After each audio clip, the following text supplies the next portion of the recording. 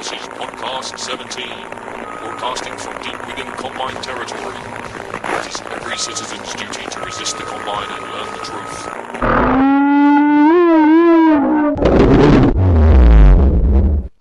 Welcome, listeners. It's been 168 hours since our last transmission. Hopefully your week has been as interesting and eventful as ours. So, welcome. This is Phillip from Planetphillip, and with me today I have Ryan, aka Stenchy from ModDB, and Matt, aka crowbarska, the developer of Union. Welcome, guys. Hello. Hello, thanks for having me. And of course with me, as always, is William. Hello, William. Oh, thank you, Phillip. You were talking about how bad this week has been, and let me tell you, my week was started off really good with Left 4 Dead demo, and pretty much just went to shit because now my Steam account is compromised, and I'm not sure why. I just wanted to get that off my chest. And hopefully any Valve employee listeners will then rush to their computers to try and solve your problem. Yeah, because it's really hard to catch up on Half-Life news when, you can't play anything. This is a reminder to everybody, take care of your passwords. So, Ryan, tell us a little bit about yourself. Well, my name is Ryan Anderson, aka Stenchy, as known as on moddb.com, and my official title is executive editor, but I pretty much do a lot of stuff there on the site, everything from video content creation to organizing interviews with people, and kind of dealing with the companies on higher level stuff. But yeah, been at ModDB for about a year now, and hopefully it's improved in that year. I'd like to think it has. And what about your first memory of Half-Life? My first memory of Half-Life, I actually got into Half-Life, probably, I didn't get into it until after Blue Shift was released, so I was like late to the party there, mainly because I had a pretty crappy computer. But yeah, my first memory, I actually remember getting into the game and just being amazed at Barney and all the interactions that, like, with the AI. Yeah, that's pretty much it. Okay, Matt, tell us a little bit about yourself. In fact, listeners who are also readers of Planetphillip will probably know you better than Stenchy because of Union, which is one of the all-time great releases. So, tell us more.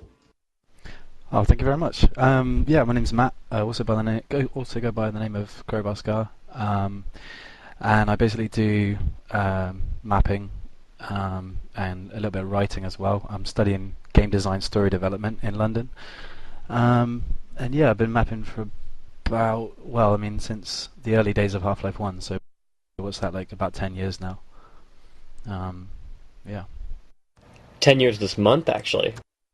Is it this month? Wow. Yeah, that's why they said they pushed back Left 4 Dead so that they can coincide with the Half-Life anniversary. It would be nice to have episode 3 this month, wouldn't it? Well, for sure. I think we're going to hear some news, though. After the Left 4 Dead release. Maybe a week later. Yeah, it's likely, I think. I think they're probably going to try and get this out of the way first, and then maybe we'll hear something about that. I certainly hope so. In fact, next week, which we'll be talking about it then, is the 4th anniversary of Half-Life 2 as well. Exactly the 16th it was released, 2004. They seem to release a lot of stuff in November. November is kind of, the Half-Life month. I dub it now my new favorite month. What was your old favorite month then? Well, I guess I didn't really have one. Let's say May, because that's where my birthday is. Okay, that probably means then that episode 3 will be next November. Ooh, that's not a good thought. I'd believe it. Yeah, I'd believe it too. It sounds right, to be honest. Yeah, it seems, another year. I'm sure they'll take their time because they want it to be the best. So that's fine. I'd rather wait 5 years and have the best game that they can create than an episode every 18 months. Well, it makes me wonder what else they have up their sleeve, because do you think they're just going to offer up Episode 3 by itself, or kind of package it into another Orange Box type of deal? It's kind of like they have to top the orange box, really, isn't it? I wouldn't be surprised if maybe they bundled it with Portal 2, perhaps, or something like that. Yeah, exactly. It's kind of expected now, even, you know? Yeah, it's true. Once they released the orange box, they had a lot of trouble. Sorry, they're going to have a lot of trouble bettering that. But I think if they release some kind of pack where all 3 episodes are joined together and it flows, then a lot of people are going to be quite happy with that. I can see them doing that because, I mean, Left 4 Dead has taken up so much of their time. I can't see them coming out in, say, a couple weeks and saying, you know, we have this secret project that we've been working on too, alongside of Left 4 Dead, alongside of Episode 3. I think they're just going to be releasing Episode 3 and in a pack. That's probably the most feasible situation for them business-wise. Well, there's also this game called the Crossplayer that they've been working on, or perhaps I've misunderstood the amount of involvement they have. Perhaps that would come out at the same time too. I've never heard of Crossplayer. I mean, I just Googled it now, but... Oh, yeah, they haven't said much about that. Like, I mean, that's kind of gone dark for a long time now. But is Valve actually, do they have any part in that, or is that just, because I remember it's being developed by some French studio, isn't it? Yeah, Arcane. I was under the impression that they'd taken it over, and they were at least heavily involved, if not totally involved. So a similar situation to Left 4 Dead, where they had Team Turtle Rock, and then that was kind of absorbed into Valve. Well, that even happened with Portals too, right? Portals was originally just an undergraduate project, or a graduate project, and then Valve pretty much took it over as well. Yeah, and it's good that they did, because otherwise it might not have reached its full potential. I mean, normally I'm against other companies taking over companies just because they see a really good gameplay mechanic, but in this case, with Portal, I'm really glad they did.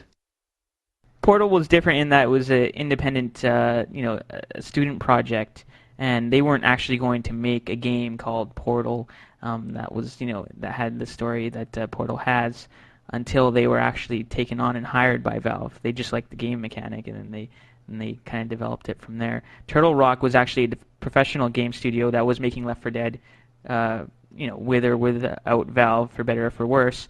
But it just kind of worked out that it was a beneficial situation for Valve to acquire them. And I mean, they've already done stuff with Turtle Rock in the past, so it's not like it's been foreign territory.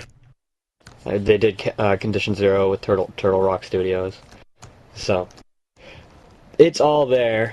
So we're going to move on to podcast news, just real quick. I mean, last week we kind of said that we were going to have some more links for you guys up on the site, and unfortunately we weren't able to do that. As you probably know already, the podcast was already late of releasing, mainly because our producer got a whole bunch of new hardware. Nick, he finally has his new graphics card, so he can play some games with us. So he had to get that all set up before we can get to editing the podcast and doing the timestamp. So we apologize for that. But that's about all we have for podcast news. Hopefully this week we'll be able to get the forums up. Phillip has been working on getting the forums together, and also an FAQ so you guys can figure out how to listen live. That would be very cool. Yeah. Basically, the forum's live, but we just haven't been able to integrate the new menu that we were hoping to get working to link to it. But literally, if you want to visit, you can go to podcast17.com/forum, and it's live, and you can post feedback, ideas. We also have the transmission agendas on there, but you can only read them. You can't add anything to them at the moment. But maybe we'll think about that, because that would be the perfect place to make suggestions and things. For sure. We always try to open it up to the listeners. And last week we talked about the Farcrab demo. I believe I said it was a Half-Life 2 demo, and I apologize for that. It is actually Half-Life 1, and I was kind of knocking it because it looked a little bit cheesy, because I thought it was for Half-Life 2. However, it is for Half-Life 1, and I played it, and it does have some beautiful map design. It is just a demo, so it does have some bugs, but it reminds me of a very professional Creed's map. It almost feels like that. It looks extremely promising. Unfortunately, it's in French, so if you don't have any French background, you're probably going to have a tough time following the plot line, and unfortunately it's all text as well, and lots of text. You think Minerva was a lot of text, you should try this out. There's going to be a lot of reading, and like I said, it's in French, so... Well, let's just hope that they go to one of the people that can translate, because there's a company that does game translations. In fact, Adam Foster used them for Minerva. I can't remember then. Oh, LocoWorks, I think, off the top of my head. They translate game mods and stuff. Right. Then, like I said, this is just a demo, so whether or not there's going to be text in the final is, I guess, up in the air, so to speak. But I'm sure they'll add vocals later. But it looks extremely promising. Very nice map design. Okay, so William, there must be lots and lots to talk about for Left 4 Dead. And since I know that you've been playing the demo, go ahead, tell us what you know. Oh god, my whole week was pretty much bundled with Left 4 Dead, and of course it is kind of our top story this episode in terms of Half-Life news and our Left 4 Dead dig. The demo has been released for those who pre-ordered. Stenchy and Ryan, or Matt and Ryan, have you guys played this? You guys been playing this a lot?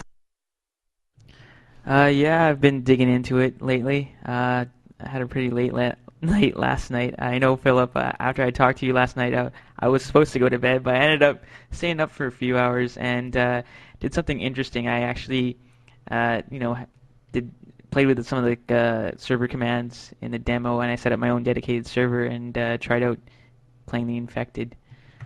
I managed to have a go about a week and a half ago at the Eurogamer Expo, which had like all the new games. So that was fun. That was good. Got to play it with some complete strangers, but it was a lot of fun. Was that at Leipzig? Because I know they had a playable demo at Leipzig. Oh no, this was in London.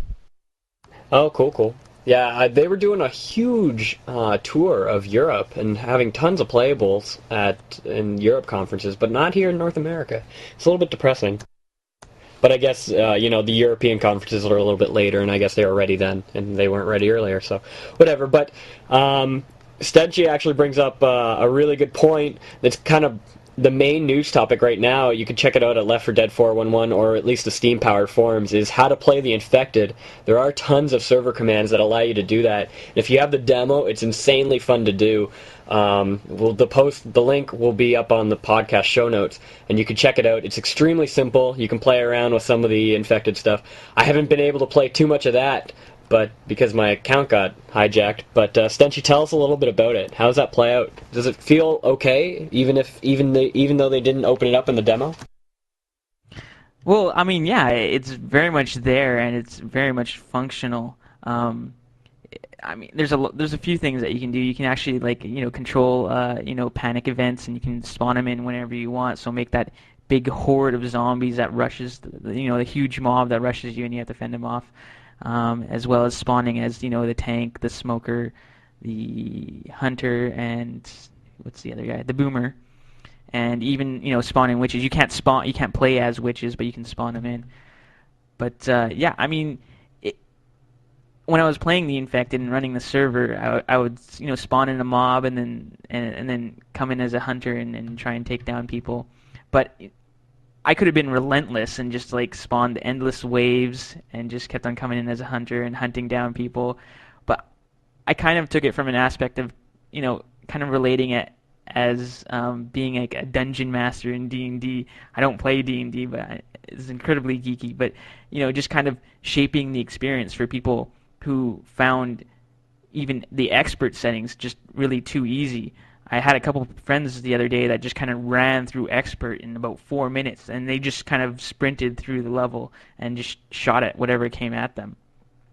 So I think the AI in the game needs a little bit of tweaking, but when the full game comes out, I think it would be beneficial if they made something like this where you have a human player kind of controlling the pacing and the whole flow of the game, because it was very interesting. It was very satisfying to do too. So, as it stands, then, can you only spawn the Infected if you use console commands, or is it part of the actual game? No, you actually have to use the console commands.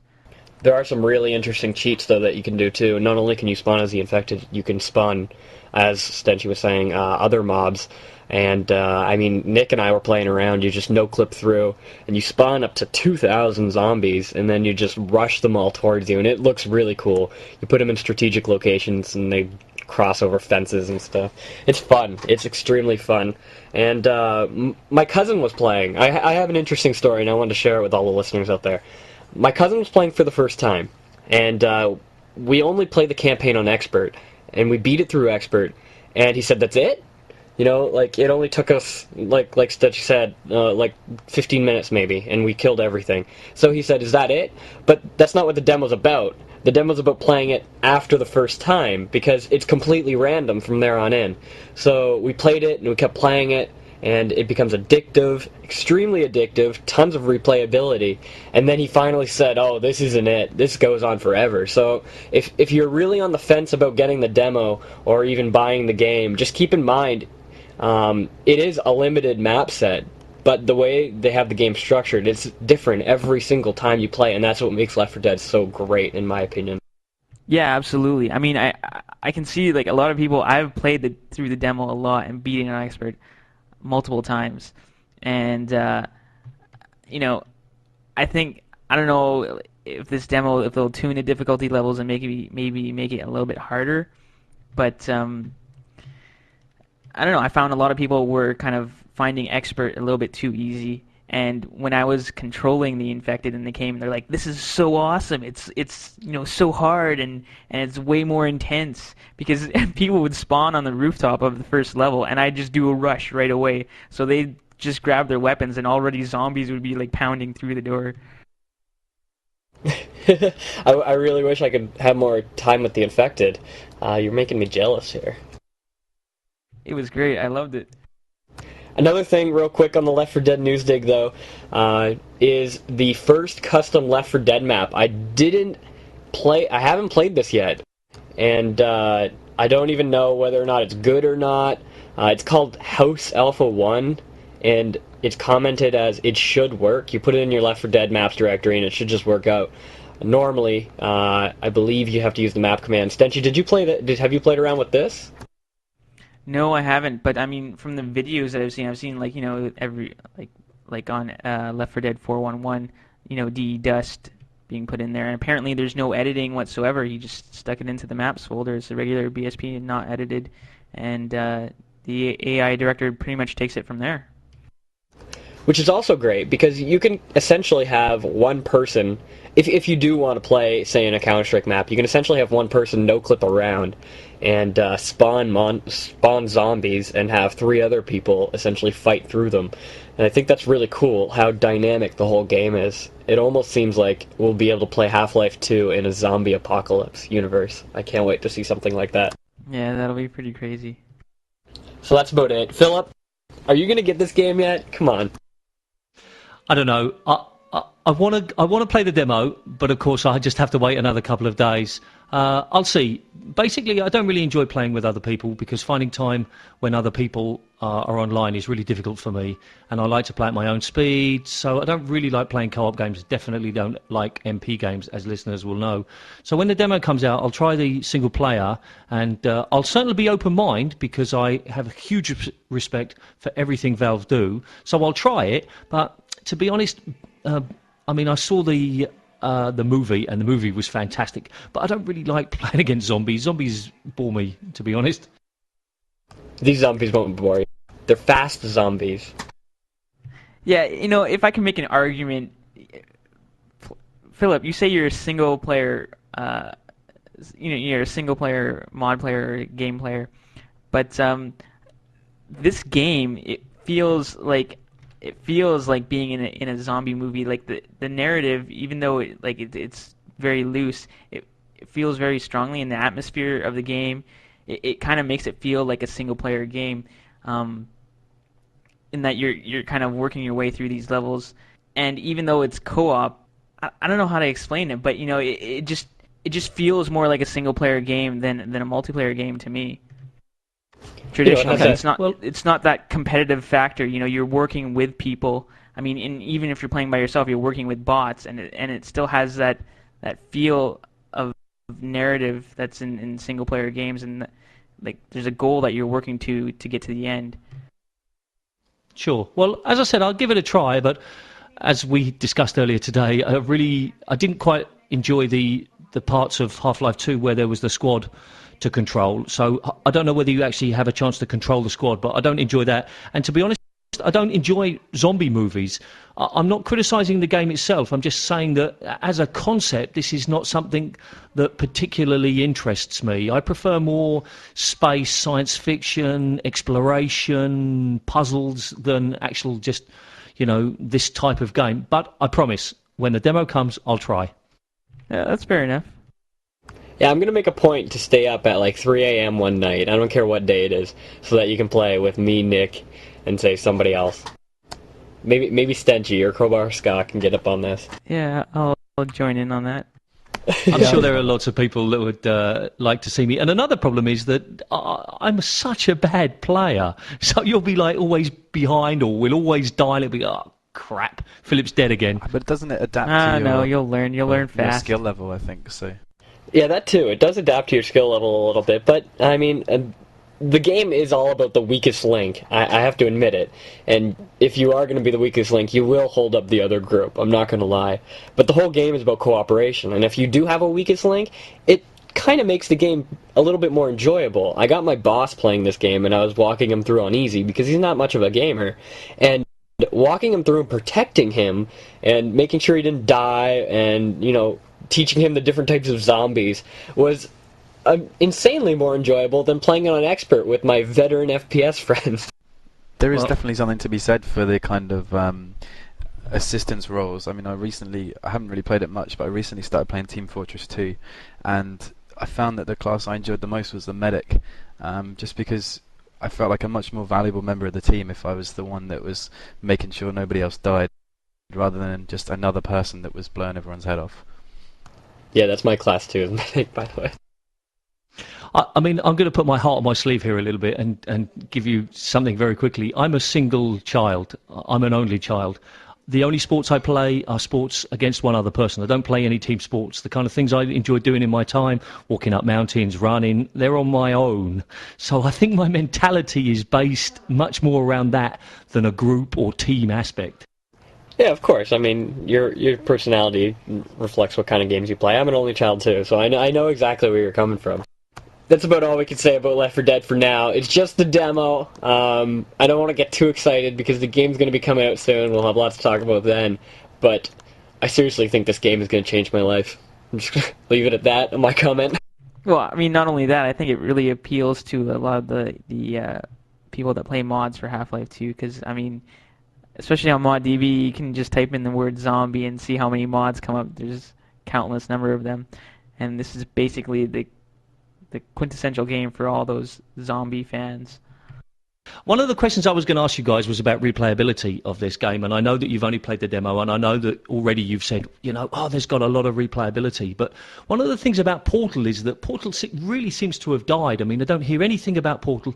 Okay, we had Portal Prelude not too long ago, but I just wonder if the basic mechanics of this game, moving and shooting just zombies, will be enough to keep people interested for 5 years or 10 years like it is with Half-Life.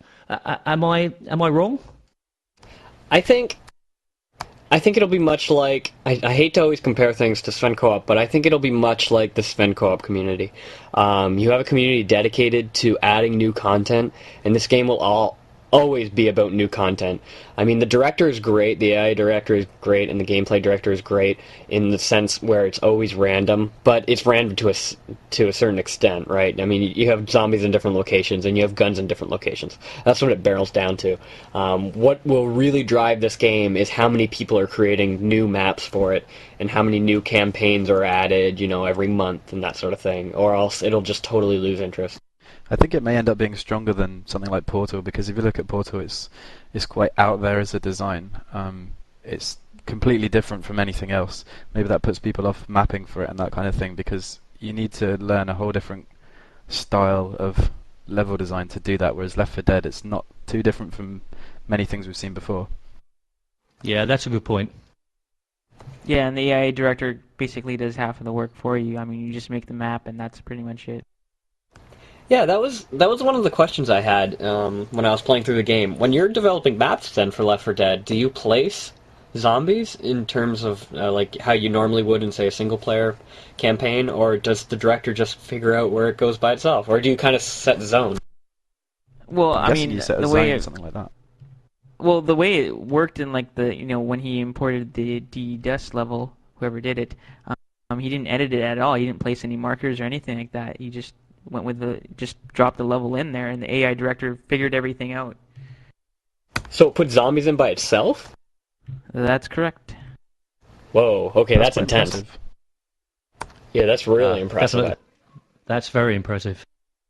So I think that pretty much answers your question right there, Phillip, because now people can take what they've worked on in different mods and just pretty much drag and drop maps from, say, Insurgency, or say, I don't know, maybe crowbarska can take his Union campaign and throw it in Left 4 Dead and see what it would look like with zombies. So that's infinite replayability right there.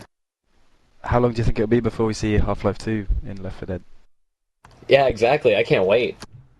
It won't be long. Well, they did it with the Portal gun, didn't they? How long was it after Portal was released? Like 3 or 4 days, and then suddenly it was available in Half-Life 2? Oh man, Portal levels with zombies in them. Oh, Cross. I can just imagine the zombies going through portals. That would just mess up with your mind. But on to the segue now. We're talking about zombies, and of course, we've mentioned this mod before on a couple episodes past, and I really enjoy this mod. I don't care what you guys say. But OMFG's Zombies LOL released a new update, which includes a new map and some new objectives on the Overwatch map, if you guys play this. I just gotta say, if you haven't played this, give it a shot. It's fun. It's really fun. It's almost like Left 4 Dead, to be honest. You're just with a couple of friends and you're beating the crap out of zombies until one of you die. That's really what it's about. And it's just numbing violence. I think that's why I enjoy it so much. But there is an update out there. I don't know if anybody else has played it. It's all over ModDB. Yeah, it's up in the headlines of ModDB, but no, I haven't actually given it a try. Is it really that good? Well, I mean, it's really basic.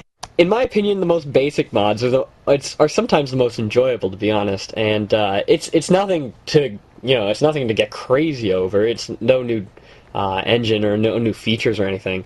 But I mean, it's just so simple that anybody can do it, and you can just waste, say, 20 minutes playing it. Yeah, I mean, it's got some nifty features that some other zombie mods like Zombie Panic or Zombie Master have. Like, I'm surprised they haven't worked to include it, like, making barricades and stuff like that. That seemed pretty cool to me. Yeah, they got some interesting zombies too. It is a parody mod. I mean, there's the ghost zombie, and every time it hits you, there's a huge voice overlay that says "Zombie Ghost." It's just hilarious. It's so funny. It's a funny game. Clearly not a serious title. Moving right along, though, the Combine Force, Citadel City 17 released an updated demo on November the 2nd. You can check it out. I didn't get a chance to play this because, like I said, my Steam account is gone. But it includes some new blood, HDR lighting, and of course a new map. So, are you guys looking forward to the Combine Force Citadel City 17? I mean, Phillip, have you got your eyes on this?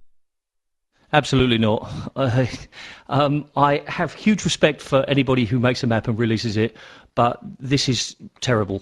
He mismatches textures. The jump between types of environment is very bad. Suddenly there are people appearing.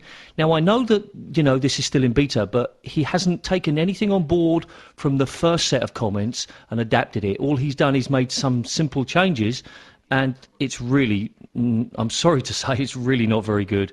I would advise people not to waste their time at this moment. So do you know any of the history behind this mod? Do you know any of the story or anything?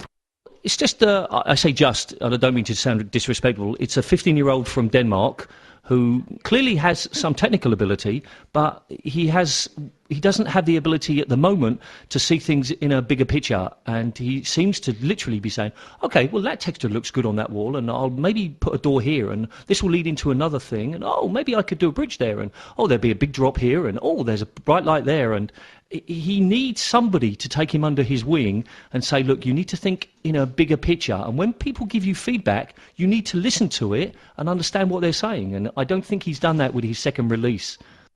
And we might be discussing some of those things that you're talking about a little bit later, you and Stenchy, with our discussion, so stay tuned for more information about that.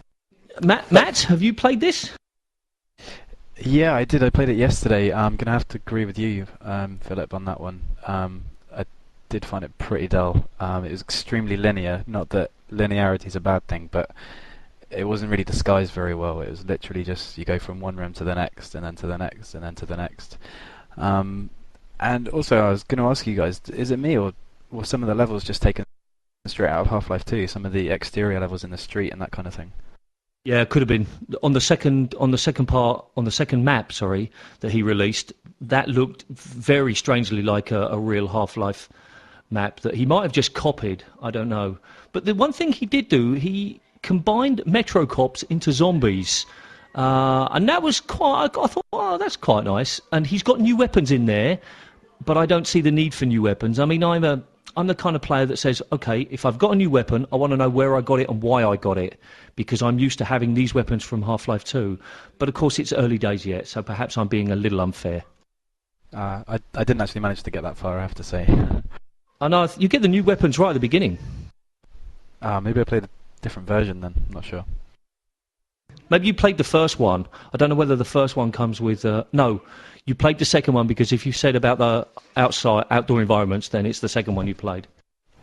Okay, in that case, I don't know what happened. Maybe I missed the weapon. Well, regardless, I mean, clearly there's some... You guys have some comments on that. Maybe I won't play it in the end. Maybe I'll just wait for it to actually come out. But I like to keep an eye out on emerging single-player things. I'm assuming you do too, Philip. Yeah, absolutely. And if the author is listening, please... don't take my comments too negatively. We really do want to encourage people, but you really must think about the whole project and you must listen to the feedback, because if you don't, then there's no point releasing a beta. But keep mapping. And of course, last week we were talking about interlopers, like and ModDB, both really great sites on meeting people and reading tutorials and asking for feedback. So, you know, that's the best resource available to you are other people. So take advantage of it. I have to stress that feedback is really one of the most important, if not the most important thing with like mapping and that kind of stuff. It's just you find out exactly how people react to your mod. And by doing that, you can work out exactly what you need to do, and you can just improve it in all the ways that will make people enjoy it. It's definitely absolutely critical. We have news of the Steam Cloud, and this is something that I've been looking forward to ever since Steam was released. I've been waiting for something like this, and if you don't know what the Steam Cloud is, it was shipped with the Left 4 Dead demo, so you'll be seeing it kind of popping up in your games, say in Half-Life 2 and for Left 4 Dead, and mainly TF2. It would be great for TF2. What it does is it stores all your information. It'll store all your controls, it'll store all your configurations, your multiplayer settings, your spray paint images, and possibly even further down the line, saved games. So if you do install Steam on another computer, you can take all that information with you without throwing it on, say, a jump drive, or transferring it through your email, or reconfiguring all your controls like a million times. I don't know how many times I've gone through controls just because I've reinstalled Half-Life 2. This is definitely needed in my opinion, and it's going to be great. So just keep your eye out on that, and be conscious that the Steam Cloud is out there, and say yes. If you see it, say yes, I want to save my stuff to the cloud, because it'll make your life extremely easier. Does it cross over to other Steam games? Like, say if I update my controls for Half-Life 2, will it update that to Episode 1? See, I don't know about that. It almost seems like now that kind of happens a little bit, but not, it's like on and off. I remember back in the day with Half-Life, if you installed a Half-Life mod, the Half-Life mod would just inherit your Half-Life controls, unless there was a settings file that was packaged with the Half-Life mod, and say the developer had their own control scheme set up in there. So I don't know if they're going to have cross-connect. They haven't mentioned anything like that yet. But it's an only natural progression, in my opinion. Yeah, I mean, it's certainly interesting. I mean, this is the sort of thing that, stuff on the consoles like Xbox Live and PSN has been kind of working towards. So it's nice that Steam's kind of integrated this before any of them. I love the idea of the whole thing. I'm not sure how useful it will be for me, and possibly for many people, because I only use the game on one computer. But I'm definitely looking forward to the shared games. the saved games. But what I really hope that they can do is actually allow you to share things like this. I mean, I have a section on Planetphillip which is called Save City, which is a place for people to share saved games for Half-Life 1 and Episode 1 and stuff. Because sometimes you maybe get stuck or you want to play at a harder level or something. And if you could save the games and then share them with other Steam friends, that would be cool. Yeah, for sure. Or sometimes you format and then you lose all your save games. You know, yeah, I never back up my stuff. I always forget. Us as gamers are usually forgetful people. Earth Special Forces released a video of their FX editor. We talked about this last week. No PK didn't want to talk about Dragon Ball Z mods, but I just found it interesting that ESF created their own special effects editor so that players can go ahead and create their own things. It's like a mod within a mod, so to speak. I kind of wanted to get Stenchy's opinion on this, or even crowbarska's opinion. What do you guys think about mods within a mods, and have you looked at the videos of the potential particle effects editor? I think it's a nice idea. I mean, it's always fun to allow people to play around and do what they want. I can't say it particularly interests me because I'm not really interested in Dragon Ball Z, unfortunately. But yeah, it's nice. It's good to be creative, I guess. I think what really gets me is like all these mods still in development for Half-Life 1. I always get Earth Special Forces now mixed up with this new upcoming mod that's based on Naruto, which I'm not a big fan of. But the mod itself looks very impressive. You know what they're doing in technical capacity. But yeah, mods based on mods. I mean, you see it with commercial games. I mean, mods that have gone commercial and then making mods for that, like Red Orchestra. And there's even been like other multiplayer mods, like for Company of Heroes, there was Europe in Ruins, and they had like a mod based off of that. So it happens all the time. And I mean, I think it just signals the strength of the community for that mod when you actually have other mods based on it. All right, so yeah, pretty much the consensus of last week. It's really a great push, I think. ESF doing an incredible job. Two other mods that I have my eye on right now. I always like to throw in a couple mods that interest me over the week. Whether or not they just posted some screenshots and brought the mod to my attention, so to speak. But there's these two mods that look really good, in my opinion, that are up and coming, so to speak. And the first one is called Mortewood Plaza, and the second one is called the Mentality mod. And I don't know if you guys have heard of any of these mods or anything, but there is an alpha demo for Mentality. They're both kind of, what I can tell, is scary, kind of horror, not necessarily zombies or ghosts or anything, but just your general scary mod. It seems to me that's kind of the drive right now. Have you guys looked at any of these? Okay, I was just going to say, I found Mentality actually really scary. It reminded me of Silent Hill and a little bit of Condemned and that kind of thing. It was very good. And maybe that's because it was so difficult. I found it pretty hard, and that scared me a little bit. I was going to say I downloaded it and then installed it, but haven't got around to playing it. But I don't know, I'm going to sound like a girl now, but I don't really like scary mods. It's probably because I scare easy, but also because I like a different kind of gameplay, that's all. Yeah, I think Mentality was kind of edged out of our recent mod countdown for the top 10 spookiest mods, but a lot of people put in a few votes for it, saying it was really scary. I haven't actually tried it out myself, but it's on my list. And this Mortewood Plaza 2 looks a little bit nice. It's still really early in development, in my opinion, but there's some really interesting things they're doing, and it looks very professional too. You can tell they have a direct goal, and they have something they're working towards, and they don't want to give too much away yet, which is always nice. I don't want to know everything about the mod before I play it. I want to know everything about it after I play it. I love it when mods kind of keep some of their goals in mind hidden. I think I'm going to have to raise a criticism with this mod though, because it reminds me of so many other mods where, I mean, all they've really got to show at the moment is a dozen weapons, and I don't really see the point in that. I don't know why people kind of just want to show off, I don't know, do they just want to show off how many weapons they can make? I'd like to see more mods just kind of maybe pick one or two weapons and make them unique and make them actually add something different to the gameplay. In this, it's just tons of variations on the crowbar and like some new guns. Yeah, I mean, this kind of brings up another question. I don't know if you guys want to kind of go off into a tangent here But I mean, media releases with mods, like what's the appropriate time, do you think, for a mod to actually release a whole bunch of screenshots and kind of go public with what it's doing? A lot of people want to get out there as soon as possible, make their website first, and kind of get all all their weapon renders out there, even if they aren't skinned yet. It's like, oh, look, our unskinned AK-47 or something like that. But I personally think it's more beneficial for a mod to hold back until it's kind of halfway done or almost done, so that people are really wowed with the first media release and saying like, whoa, this totally came out of nowhere.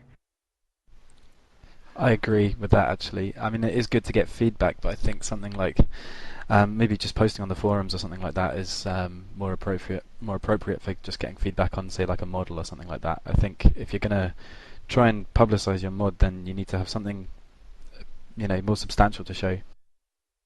Yeah, I agree. I mean, I almost think that people should be 50% finished before they even think about showing anything, and then literally have a release date in mind. Of course, it can't be concrete, and then have a planned schedule of media release, and not just media release, but little clues about what's happening, or and this is what we talked about last week about having somebody specialist in PR and public relations and team management that can do those things, rather than just the guy who can model or map, and he just puts an image up of like 3 walls. This is what I've done so far. I understand they want to show their work, but they really need to hold back most of the time. Well, it's kind of an art too, right? You don't want to release things in too little of increments, because then you won't make front pages of certain sites. Because if you're just showing off one model, that's not enough to get attention. But if you show off many models, that's probably enough to get attention, or if you have a lot of maps and a lot of gameplay demos. But you don't want to wait too long, because then people start forgetting about you. So you have to find that little in-between area, and I think that's what PR guys are great at, and that's where the art comes in. Yeah, absolutely. There's a mod that I haven't paid any or much attention to called Greyshot, and they've taken a really clever idea in that they've set up a number of different blogs, and the characters in the game are supposed to be blogging on these blogs, and they've really trying to do it from a very professional point of view. Sounds very interesting. Yeah, it's interesting that you bring up Greyshot, because they've kind of done like video casts and stuff like that. I personally think, I mean, they've come a long ways in terms of development, but I personally think that they're putting almost too much effort into that PR aspect and not enough into the development. I mean, because all that time it takes to create all that extra content to develop the story and the world kind of takes away from developing the actual mod, when they can be like, hunkering down and working on making the actual mod instead of, working on hyping it up every week. True, but that should be the job of the PR guy, who should be doing all those things, and not the job of the mappers and the modelers. They should be, as you say, hunkering down and getting on with the work, and he should be taking what they've done and manipulating it in a way that gives them maximum exposure. Yeah, it should really be a one-way street in that sense. The mappers talk to the PR guy doesn't talk to the mappers, or vice versa, or any of the designers, so to speak.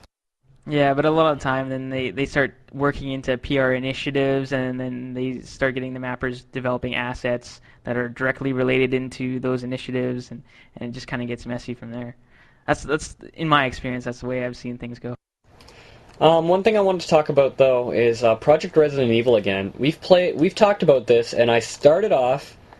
This mod is actually kind of nice to talk about, because the very first episode of Podcast17, this mod was announced. So as we progress through our podcast, this mod progresses as well. So it's interesting to see, because now they've released a sort of Resident Evil loading transition test map.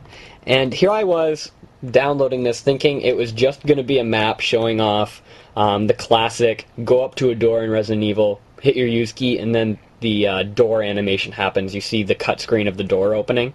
But it's a little bit more than that. There's kind of a whole puzzle-ish atmosphere to the test map that you can play through too. So it is interesting. I mean, only coming from 2 weeks of this mod, and we're already seeing some pretty cool stuff like this. And some pretty nice screenshots too. So I kind of have high hopes for this mod. They're clearly making an effort. Did you guys play the test map? No, I didn't. I don't know. I must have missed this, but if you say that it's more than just opening a door, then I'll have a look. Yeah, well, it's a lot better than some of the things you see on Planetphillip, though, too. So Okay, fair enough. I have to say, I thought the door thing was a bit pointless, actually, if you ask me. It's kind of, I can understand, obviously they had to do it in the original Resident Evil because of the hardware limitations, but I don't really see any real need to do it now other than to kind of reiterate the fact that it's a Resident Evil game and just for the nostalgia factor. But for me, I think I'd find that a bit too jarring and just a bit unnecessary. Right, so that's actually a good point. When do you sacrifice nostalgia for, evolution or advances in game development? I mean, another perfect example is Silent Hill. Silent Hill used the fog in the PS1 version because they couldn't render very far, so they used the fog as an excuse. So, do you need to use the fog in all the previous versions of Silent Hill, seeing as now you can render further distances? I mean, it's a good point. Well, again, I think it comes down to design implementation and stuff like that. And Matt's totally right in that those transitions were due to hardware limitations and stuff like that. And whether or not you're adding them in just for nostalgia factor, you really have to think about the game. If you're making a Resident Evil game, you have to think what makes Resident Evil. It's not those door transitions. It's just certain design decisions that they made. And just adding those door transition in doesn't make it feel like Resident Evil. Yeah, I think those are really, really good points. It's just interesting to follow this mod because, like I said, it follows kind of the timeline of the podcast. That's why I like bringing it up. But it's another perfect example of following a mod and seeing how dedicated somebody really is. Whether or not the transition map is needed or not, it's just a sign of them working towards something, and that's always good to see. I always like seeing people at least releasing something once a week on their profiles or on their site, just saying that, hey, we're still alive, we're really kicking, we care about this, so we're going to work on it. We're going to try to have something every week. That's what they seem to be doing. It's kind of a nice progression. But on to something a little bit more interesting. Half-Life 2 short stories released a huge media release. Now, I haven't been following this mod, and I'm not too sure of the history behind it. I'll read a little bit of snippet here. Half-Life short stories encompasses 2 separate modifications, Paradigm Decay and A Human Error. Both projects are episodic-based, with an arc anticipated to span 3 episodes each. So this mod seems like it's the conglomerate of 2 mod development groups. I'm not quite sure, but the trailer looks great. There's some really cool things. It looks really fun to play. Does anybody have any information on this mod? I do. No, Okay, yeah, I actually I just joined the team this week, which I'm sure some of the members don't even know yet. But they were looking for people to kind of do like a detailed pass over the levels and make everything look nice. They've got all the gameplay down, all the level design is there. The NPCs are implemented. It's like I say, it's very good. It's coming along nicely. It's a lot of fun. Yeah, I found short stories, their forums, and I kind of bookmarked it, and it's kind of been one of my mods that I've kept an eye on. But I'm always a big fan of these conglomerates or gatherings of developers that kind of get together and pool their resources in order to make mods because, A, they develop faster generally, and B, it's just like higher quality, and you're dealing with people that are more open to criticism just because they're willing to group together and work together. You have people that are more open to improving their ideas, and generally they more or less are more experienced than other developers. Maybe Philip can have something a little bit to say about this, but I remember Cube Dude released a map pack where he wanted to encourage a lot of people to add to it, a lot of different mappers, and it kind of fell short. Philip, do you have any information about that? Yeah, that wasn't just CubeDube, that was myself and CubeDube. It was my idea, and Cube made the map and the transition room. That was a little bit different because the whole idea of HoloReality was to encourage mappers to make something that would become part of something greater. And in fact, one of the maps was made by Kasperg, who converted a DM map. And that was another kind of aspect, that we wanted to literally get 1,000 levels that had some kind of story together, but, it could be different environments. And I think the short stories is like a completely different thing here. I was under the impression that they were going to create 5 short stories with either a central theme or perhaps a central character. Perhaps things changed maybe when they joined with another group. I'm not sure. Do you know anything more about that, Matt? Well, basically what it is at the moment, I think it's short stories is the kind of overall project, and then you've got Human Error, which is what they released the video and the images from this week. That's one of the stories. There's also Paradigm Decay. I may have got that wrong. I'm sorry if I did. Which is another one. As far as I know, the stories aren't exactly connected, apart from the fact they're in the Half-Life world. Yeah, it almost seems like a package, like a book you would get, like a book of short stories, almost. And they have nothing to do with each other, but they're all together. Yeah, kind of like that, yeah. I would love for them to have, I don't know, maybe they have, but to have seemingly unconnected stories, and then the final episode would be some way of joining all those stories together. That would be so cool. Even in a comedic sense. I love it when things come together in a comedic sense like that.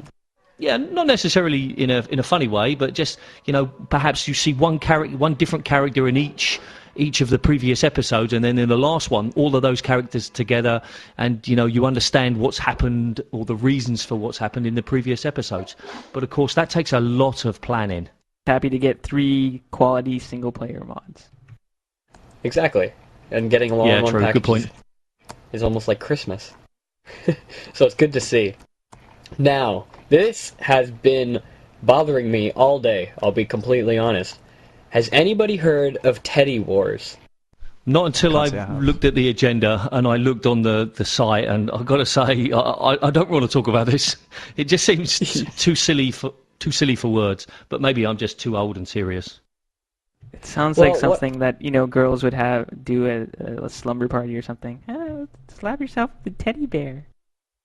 Well, the reason I bring it up is because it looks like Teddy Wars is a mod for Half-Life 2. I haven't played it, and I just looked at it today, so I could be completely wrong. So maybe I'm wrong in every sense. But Teddy Wars is a mod for Half-Life 2, and they're using Half-Life 2 as what looks like their staging point for a full game. So they're using the Half-Life 2 engine as a proof of concept, almost, so to speak. And I'm looking at the YouTube demo, and it's almost like a platformer of teddy bears going around shooting things, almost like that the Gordon Freeman platformer. Actually, I gotta stop you there. This is not a Half-Life 2 mod. It's a Facewound mod, which is an indie game. Actually, the guy who made Gary's mod made this game called Facewound, and it's a mod for that game. So it's actually incorrectly labeled on ModDB. Oh, I see. Thank goodness for that. Maybe you can just cut that part out. It just means I never have to add it to Planetphillip now. Actually, I think the Facewound version of this mod might be a proof of concept for the Half-Life 2 version. That's maybe where I got it mixed up. Oh, crap. Oh, okay. But, okay, it looks like I won't be able to play this. But, I mean, it looks stupid, and it looks kind of funny, though, at the same time. Well, Facewound is actually free to download. It's a free little game, but, so, I mean, you could play it if you wanted to. So is Facewound a 2D side-scroller game? Yeah, it's basically, I don't know if he made it before or after Gary's mod, but it's just a little platformer. Basically, originally it was like this guy just shooting zombies, and it's 2D side-scrolling platformer, and you just get a bunch of weapons and you blow up a whole bunch of people. Okay, so now I'm a little less impressed, because I thought they were creating a platformer in Half-Life 2. That's where the confusion came in. Okay, so disregard that. Teddy Wars is no longer bothering me today. But I wanted to mention this. This is kind of be the last little bit of the Half-Life news, because we're kind of going a little bit long. But I wanted to mention Cry of Fear, because if you're an Afraid of Monsters fan, or even a Romple fan for that matter, Cry of Fear should definitely be on your radar. If you like Half-Life 1 horror mod series games, this mod has really taken up a storm this week, and is really picking up a lot of steam. It looks like they're hunkering down on this one. And Romple, of course, is working on Cry of Fear, creator of Afraid of Monsters and Afraid of Monsters Director's Cut, and it looks awesome. Nothing short of what you would expect. and I cannot wait to see this game. So if you haven't looked at it, check it out on the show notes because it looks awesome. Looks like they're looking for voice actors. I might apply. I actually have applied for voice acting as the crazy gas mask wearing doctor. I don't know if they're going to use me, but I think I did a pretty good job. So that too, Okay, if you're a voice actor out there, then go ahead and apply too. No, don't. I want to apply and I want to get the position. So all the positions are filled. If you're listening, they're filled. Don't worry. It's gone. I'm just feeling a little sensitive because Half-Life short stories didn't come back to me, so I'm feeling a bit sad about that. No, but Cry of Fear actually looks really good. I mean, these guys, I think, focus on the narrative in their mods more than a lot of people. So I'm really looking forward to what they come out with. And, I mean, from the preview videos that we've seen so far, it looks like it's going to be pretty high quality. For sure. I just wanted to mention it in case there's some listeners out there who haven't seen it yet, and now they know all about it. Because I think it is going to be coming out fairly soon. Once they get the voice acting talent, it almost looks like their maps are pretty much done. Me. And they're just doing the finishing touches, in my opinion. But that's it for Half-Life News. Okay, so today, as everybody who's been listening so far knows that we have Ryan, aka Stenchy from ModDB, and he's going to be our interview of the week. So to start with, tell us, Ryan, why is ModDB the best or the most popular website for mods out there? What is it that you have that other sites don't? Well, ModDB is the biggest site for the simple fact that we cater for every game. I mean, any game that you think of, even if it's not listed on the site, you can add it to the site now and list your mod for it. So, I mean, I think the sheer breadth of the database is the reason why it is the biggest site and the most popular site for modding across all platforms. Just that? There must be more. It can't just be the size. Because I'm sure there were lots of other sites that did lots of mods, but there must be something else. Come on, tell us the reason. We want to know. I want to steal the ideas. Well, I mean, we also have a really good community, and I mean, well, part of the size of the database and attracting all those people is so that we can cater and get the message out to as many people as possible. So, I mean, really where the strength of ModDB comes in is as, kind of a marketing and distribution platform for your mod. So you come to our site, and if you post the appropriate news and, upload your releases to there, then you'll get them on the front page. And even in the headlines, if it's a major release and, you do the proper news post for it. And that way you're reaching thousands upon thousands of viewers. One of the things I've noticed over the last, I don't know, maybe 18 months or a year, and perhaps this is one of the things you've implemented, is that you're a little bit harder with some of the mods. If a mod hasn't been updated in a while, then it kind of gets archived, and instead of just appearing immediately on the site, it has to be approved. And I think those things are good, because otherwise a guy just makes an MP5 or whatever the weapon's called and sticks it on there, and suddenly it's on there and it's just a waste of time. Is that something that you initiated? Well, I mean, the approval process has been around for a while now. I mean, that was instituted before I actually came on board. But I think that what I have done is focused on the higher quality news. So you're seeing, I mean, it's also like the maturation of the whole community in general. I mean, everybody's posting better quality renders and more formatted news posts and stuff like that. So I think overall the quality of content on the site has reached a higher level. You're no longer seeing like those grayscale renders on the front page anymore. It's always like these polished media releases. So I mean, I think that helps a lot. Okay. And the future. What does the future hold for ModDB? I mean, what plans do you have that you can tell us about anyway? Well, there's a lot of stuff that we have in the works. Unfortunately, I can't talk about a lot of it right now, but some pretty big stuff. Just basically, really the biggest challenge with ModDB is kind of organizing all the content so that people that come to the site and are browsing for mods that they want to play, they're spending as little they're spending as little time as possible searching for what they want to play and getting that and downloading that to their hard drive. So we're working on a lot of things that kind of help with that. Everything from feature content to getting stuff up in the headlines and highlighting all that quality content on ModDB, and some other initiatives that I can't really talk about right now. If you had to say one thing to all those mod developers out there who are listening, of course, and if they wanted to get plugged on the front page of ModDB, what could be the greatest suggestion you would give them in order to get their stuff chosen to be on the front page? Well, I mean, I've made posts about it, and if you search on ModDB, it's not readily apparent on there. But if you search on ModDB you just type in release coverage, you'll come up with a post that tells you exactly what you need to do.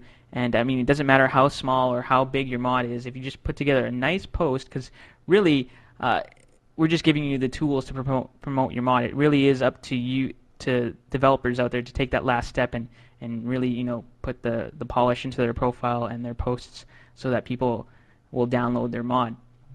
But I mean, if you just look at any of the posts that are in the headlines, there's a certain criteria that they all fit.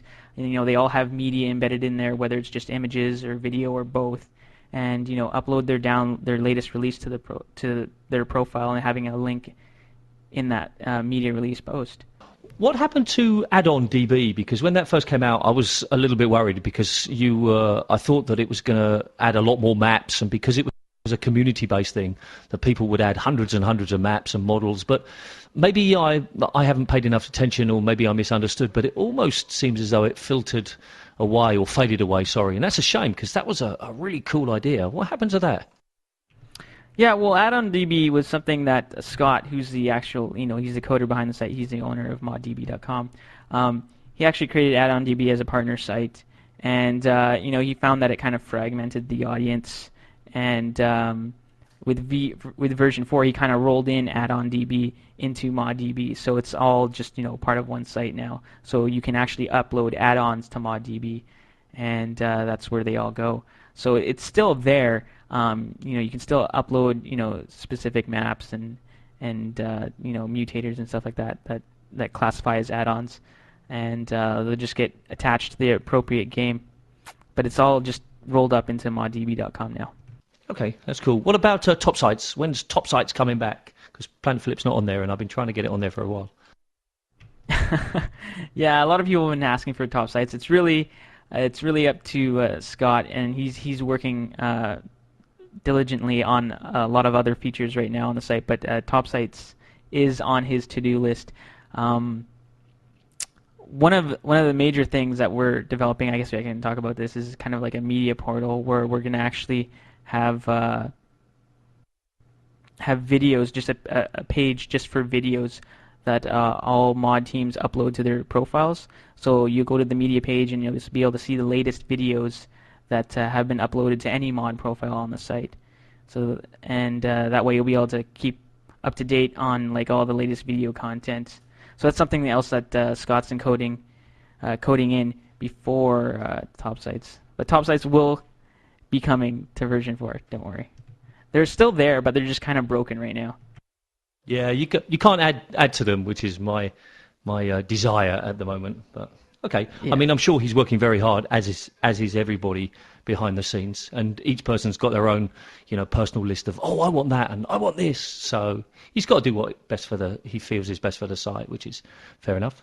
Yeah, definitely. I mean, ModDB's come a long way, and we've implemented a lot of features. As a result, like a lot of the older profiles are kind of missing downloads because we didn't implement downloads until 2004 or 2005 or something like that. So a lot of the older mods don't have downloads or anything like that.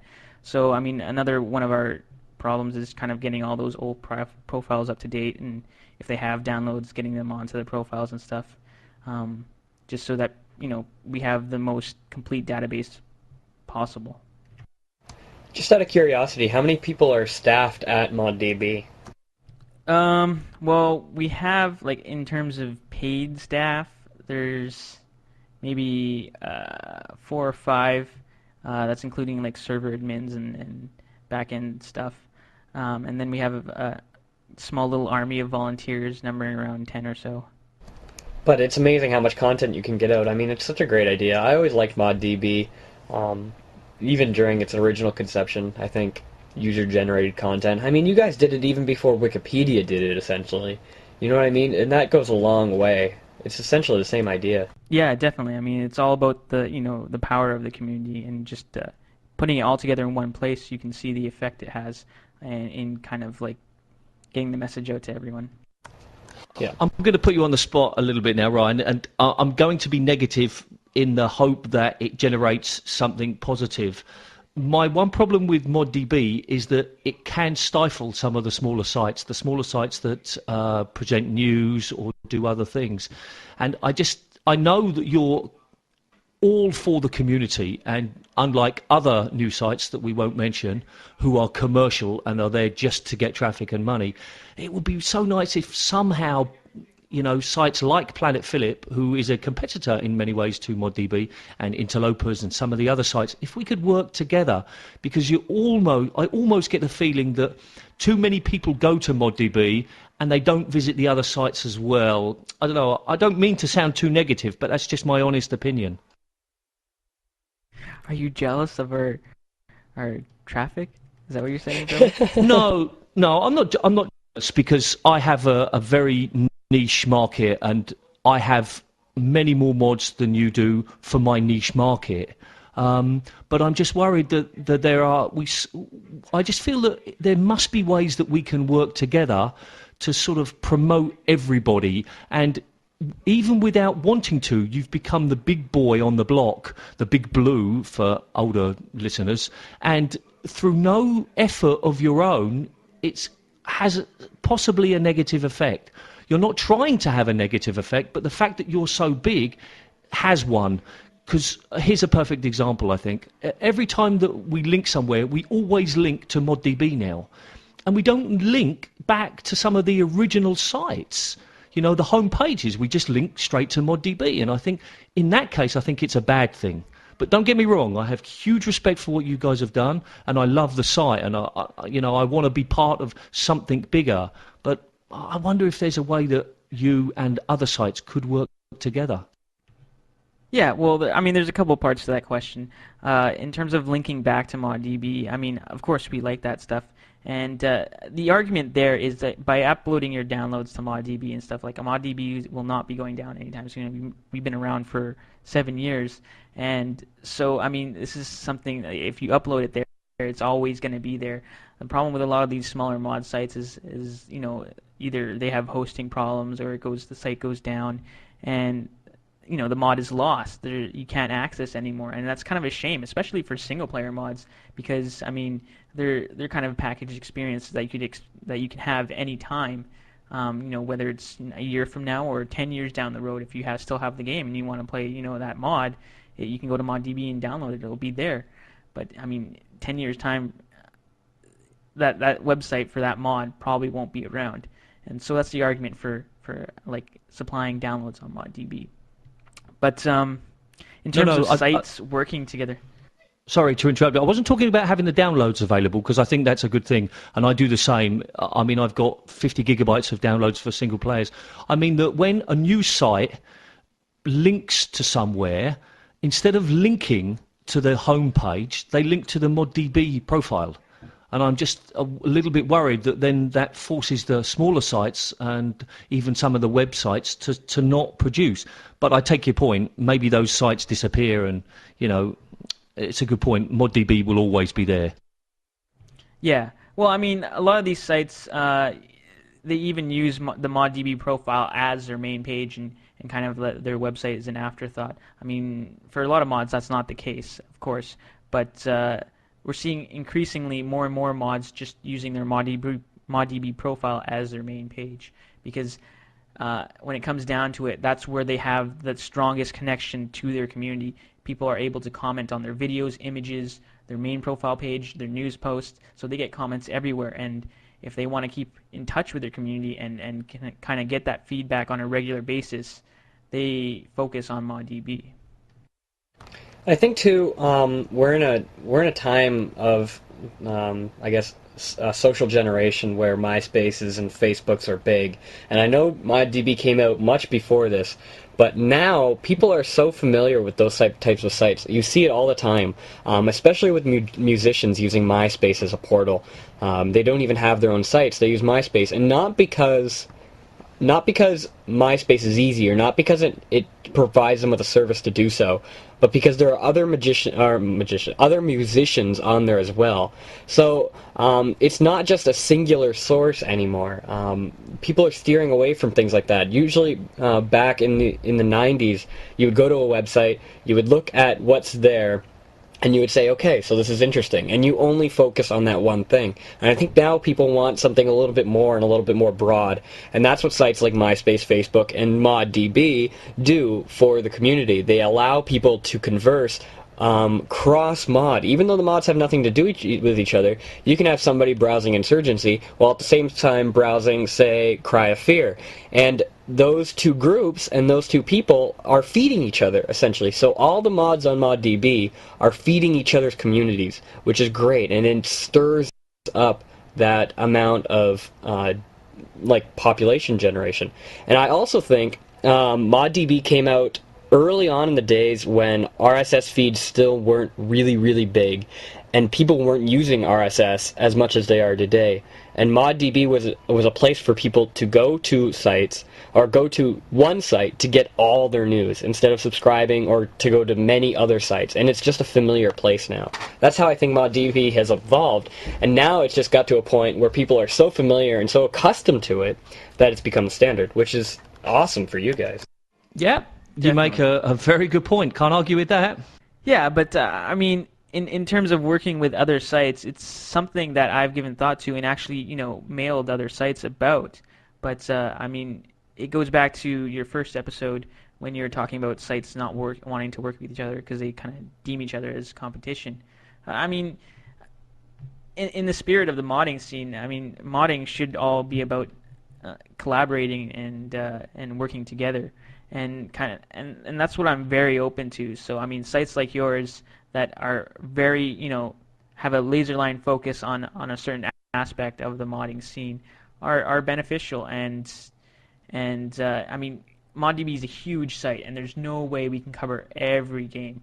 I mean, we try our hardest, and with the mod spotlight and stuff, we have a wide variety of mods featured there, but it's really hard to get comprehensive coverage for every game.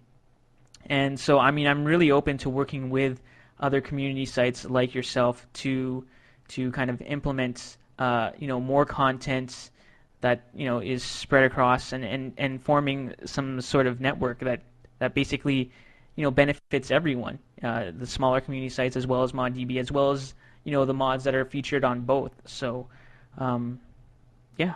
Okay, so really it's a case of other sites, myself included, and ModDB, thinking of ways how we can work together to improve the community as a whole.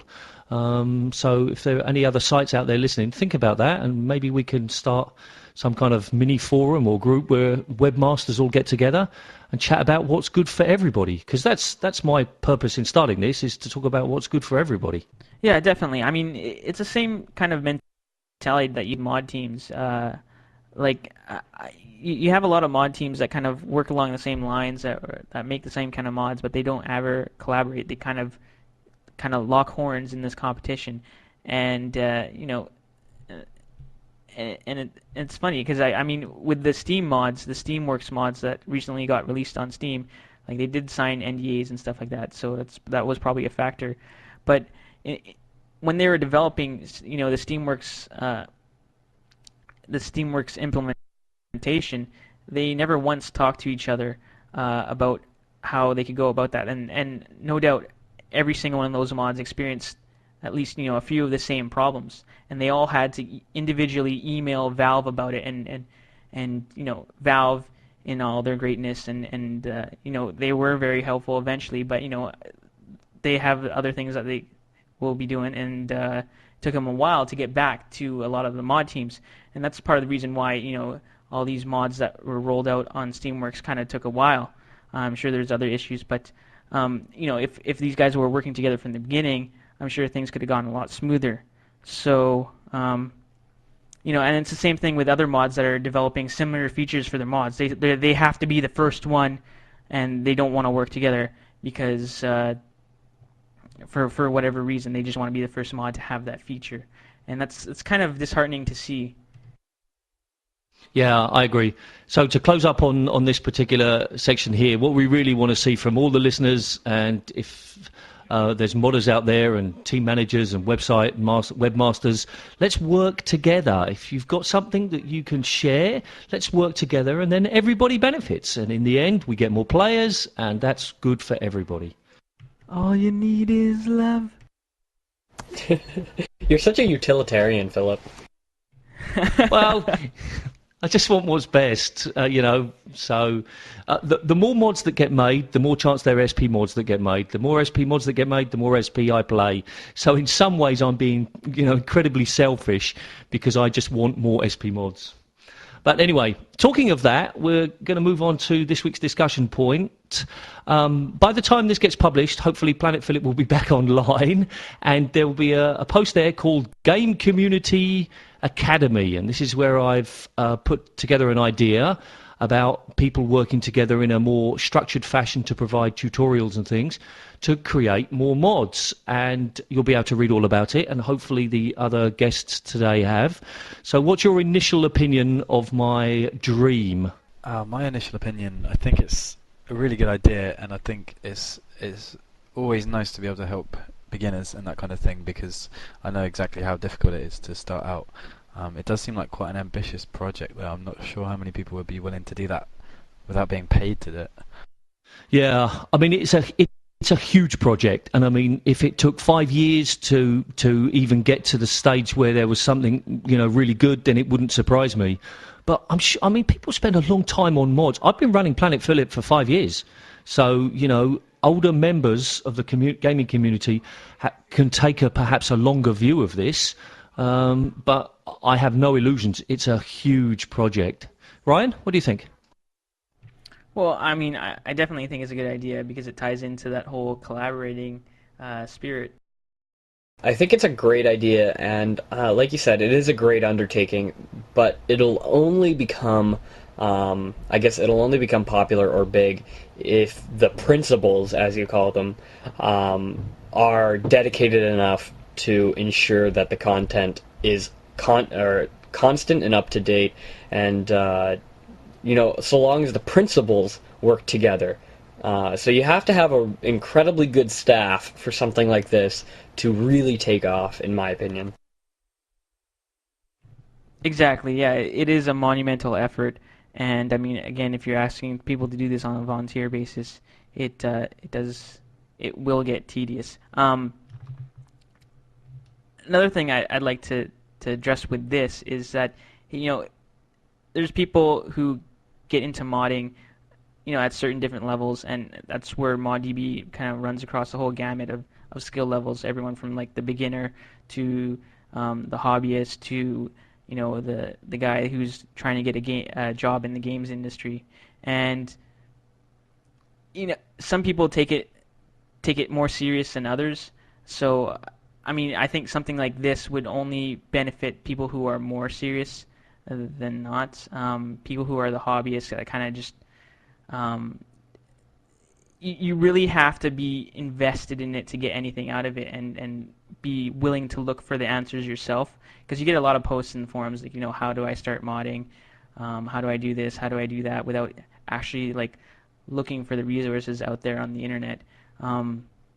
Which is another thing that that this could do, is just kind of collate all those tutorials that are out there and provide them for people, and just have all those resources in the same place. I was just about to say something like that. Yeah, like I mean, maybe just kind of accumulate all these tutorials, which are basically all covering the same thing but saying it in different ways, and working out what's the best way to say it, what's the best way to teach someone how to do a specific thing related to modding, or whatever. And just collaborate.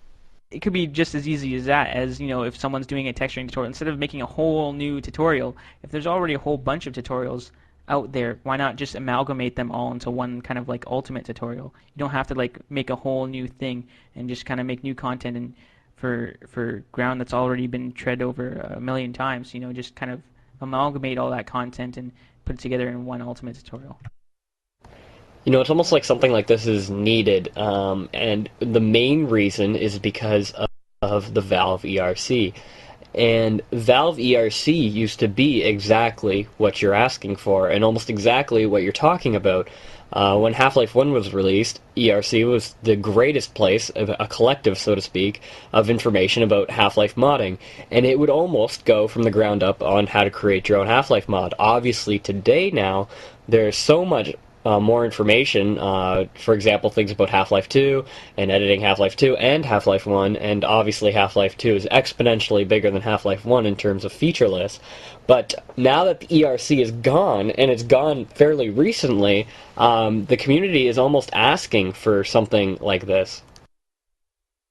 Yeah, I know what you're saying about ERC, and there are lots of good resources, but one of the fundamental problems that I have with most of the tutorials is they're not written by people who know how to teach.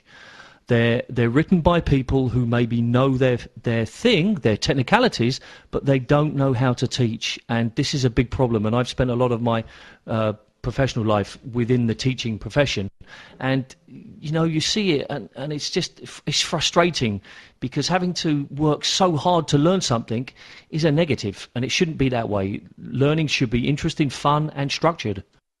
Yeah, but then now you have to say, well, now, see, that worries me. You mentioned something about finding people who know how to teach.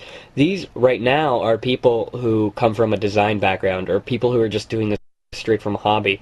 When you're asking for specific people, or when you're asking for, say, professors or people who teach at a college level or even a high school level to go ahead and write these tutorials, you're asking for a very specific person, somebody who has experience in teaching and then has experience in doing what they're teaching.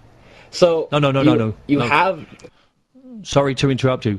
What I'm asking for is that one of the principals or a group of the principals know how to take the technical information provided by the people who know the technical information and present it in a way that's best for learners. I'm not expecting that you've got a professor who also has to be a hammer expert, because that's just, there are some, but there's just not enough. All I'm suggesting is that we allocate different people to do different tasks, and a lot of those tutorials could be amalgamated and twisted and, turned into a really good tutorial. But you have to be careful about that, and I understand what you're saying. When you're asking for somebody to essentially proofread a tutorial created by a designer or, say, a mapper, you're asking him to reorganize the information that would best suit somebody in a learning environment. And, say, a teacher knows how to do that. Somebody who has teaching background definitely knows how to do that. They know how to organize that information. But they also have to understand the information. They have to know where the information is coming from, so that they can have a happy medium between organizing the information in a teachable way and organizing the information so that it makes sense for the information being taught. So I think you really do need people who, I guess, have that experience with what they're trying to organize, or else it'll kind of fall apart. That's why I'm saying you have to be careful with who you choose. Yeah, I have to agree with Cubic there, William. Just because of the fact that you run into the same problems with, news posts on the front page at ModDB. If you have a mapper or designer that's kind of writing a news post or putting together a media release, you run into problems with grammar. Especially if English isn't their first language, and if you're expecting people to do that for tutorials and kind of edit them and proofread them and get them into a suitable state for quote-unquote learners or people who want to learn and present the information better, you might run into some problems there with that. Oh yeah, I don't doubt that, and that's why right at the beginning I said it's going to be a huge undertaking, because there are many problems like this. But I honestly believe that this is what's needed. There are lots. You only need to just go to your local bookstore and you can find lots of books about learning different things, And why can't we do something on the same kind of level with the game community? Because there's a lot of guys out there who are very, very smart, and girls, and if we just can somehow organise them, then we can bring more people in, and I think everybody benefits. But it's a huge amount of work. Another thing too, what really grabs people's attention nowadays is making things easy. People always want the easy route, and it's quite clear. I mean, I'm not mocking on ModDB, but it kind of stems from what I was saying earlier. It's an easy way to check Half-Life news. It's an easy way to check Half-Life 2 news. Look at Wikipedia. It's an easy way to check up on information freely available right there. You don't have to go about and digging it. So I think another kind of way of promoting this kind of idea is saying that it's an easy way for somebody to just go to one site and get all the information they need. That's needed, of course, but then you're going to have the competition associated with that. So that's another hurdle that you're going to have to jump over. Yeah, but for me that's a positive, because then if somebody sees a really good tutorial and says, man, that's a great tutorial, but I'm going to write an even better one, fantastic, because then you improve the knowledge and the presentation of what's available. So I think competition is good. Right, of course, but all I'm saying is I'm talking about competition from your sense. How do you convince people, or how do you convince readers or people who are interested in these tutorials that your site is what they should be using now after something they've been using for, say, a couple of years, or that they're so used to? Because for exactly the same reason as ModDB, content is king. The content will be better than anything that else is available, which is really what ModDB is. There's more content of better quality than any other website.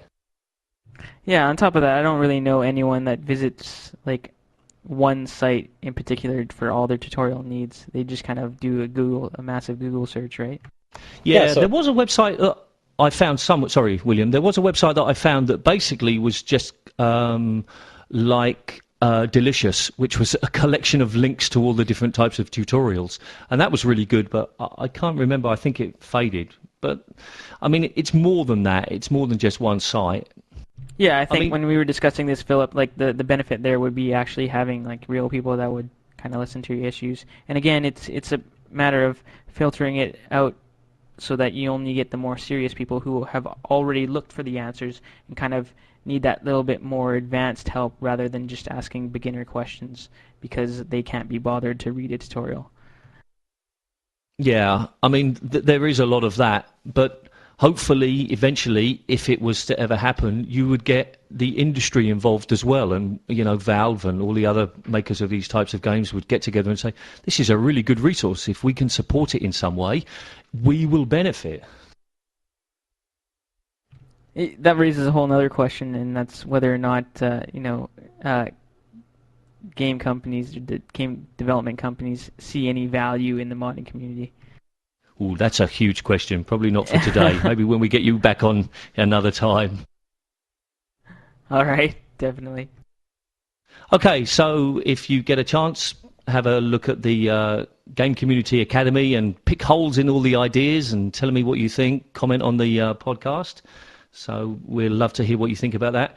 And the next section today is Website of the Week. This is probably one that's been around for a long time. Not probably, but definitely. And maybe a lot of listeners don't know about it. To be honest, I didn't know about it. And you're a Half-Life historian, William. Oh, my gosh. What are you guys? Yeah, but... Okay, so... I just want to say I already know all this stuff. Okay, fair point. But for those who don't know, the Half-Life Saga Story Guide is a website where these people, or this person, I don't know to be honest, has put together all the information about the story and, rumours and ideas and things. So if you really want to learn more about the story behind it, then it's definitely worth a visit. Was it new for you, Matt or Ryan? It was very new for me, and it's a great website, actually. I can't say I knew all this stuff. Because I saw it a while ago, actually. Sorry, go ahead. Oh no, I just wanted to say I can't say I knew all this stuff because a little of these things are assumptions based off of connections, but a little of the things in the timeline here that I'm looking over are assumptions based off of connections. Publicly assumed assumptions, so it's not like that he's the person of this website is just pulling these out of his arse, so to speak. But this is a great site if you ever wanted to see the connection between the timeline, or if you never really paid attention to the because there was a time in my life when I realized I never really paid attention to Half-Life. I never paid attention to the story, and I didn't quite get it. So then I said to myself, I'm going to start looking into the story and really paying attention, because obviously there's something interesting going on here. And I know there's a lot of people out there who don't pay attention to Half-Life, and they just kind of get zombified when they're playing the game, and they're just running around shooting things. They don't care about what's going on in the background. So if you do, and if you start to care, and if you're wondering what's going on and how does this all connect, this site is great. You can just read it in like less than 10 minutes. It's very easy to miss a lot of the story in Half-Life, isn't it? I mean, the first time I played it through, I didn't really understand what was going on at all, because there's such a big gap, especially from the first game, that it can be quite confusing. So this site's really good for helping you to understand exactly what went on. Yeah, I mean, there's so much stuff that I thought, oh God, I never thought of that, and oh yeah, that's a good idea. And I mean, we'll touch on this in future shows where we talk about the trivia. I mean, we mentioned it in the very pilot edition where we talk about the moving walls, and there's so many of those little details that we probably don't notice on a conscious level, but we have noticed subconsciously, and that's one of the things that keeps us, and me in particular, coming back to this whole game. That's why. I'd just like to state that the author's from Canada, so woo, go Canada. I know, set in the domain. Okay, so that's the website of the week, the Half-Life Saga Story Guide. We're not going to give you the link because it's not one that you can write down, but it will be in the sidebar links of the podcast when we produce it later this week, so definitely look out for that. Got a few notes to talk about, some things to talk about. We're looking for show sponsors. Now, what we're looking for here is we would like to find somebody to sponsor a show, and the reason we want to do that is because we want to provide some prizes. So as a show sponsor, you would basically either provide money, yes please, or a prize, and in return we'd offer you a sort of a spot. We're not going to talk about the details now, but if you're interested, if you're a company or a website or something that want to become involved in that, please contact us and we can talk about it. Another thing that we're looking for is news partners, websites where we can link back to that have specialist types of news, and we got a program going for that. So if you're a webmaster of a specialist site, and you can provide news to us, then please contact us about that. Another thing, sorry to be talking all the time, is we've had a cancellation for a guest next week. So if you are interested in joining the show next week, please contact us. We will discuss the details in emails, but if you have something interesting to say, a mod to promote, or want to be part of the show, then please contact us at feedback@podcast17.com. Okay, apologies for the lateness of last week's show. William's already mentioned that, but it's on my notes, so I wanted to do that as well. We're really sorry about that. And lastly from me, in the first real episode, I posed a question which was, who is Dyson Poincare? And nobody answered. So just to put you out of your misery from the suspense, he was the original name of Gordon Freeman. Okay, somebody else talk. I'm running out of breath. Which was interesting because they did bring that up in that mod that we were talking about, that same episode. Now I can't remember the name of it. Half Secret. Yes, exactly. The guy sort of put it there, and it was a pure coincidence. I'd already thought of the question before I played it. Now, see, Dyson Poincare represents Gordon, the pre-Gordon Freeman model. I don't know if you guys remember that, the whole biker model. He looks more like a Dyson Poincare, but I think the current Gordon Freeman. I don't know. I've been the space biker. I think that's what they affectionately named him. It's mentioned somewhere in Raising the Bar. Was it Ivan, the space biker? Yeah. Oh, there you are. There will be more trivia questions in the future, so listen out for those. Well, it's time to wrap up the show. It's been another long one, so I would like to thank Ryan, a.k.a. Stenchy, from ModDB, and Matt, a.k.a. crowbarska. We'll have you on another time to talk about Union, which we didn't do this week. Sorry about that. So thanks, guys, for coming. Thank you very much. Thank you. Yeah, thanks so much, guys. And thank you to William and Nick, our producer. William, any last words? No, that is it. So, keep listening, keep giving us feedback, and thank you for listening, and see you in 168 hours.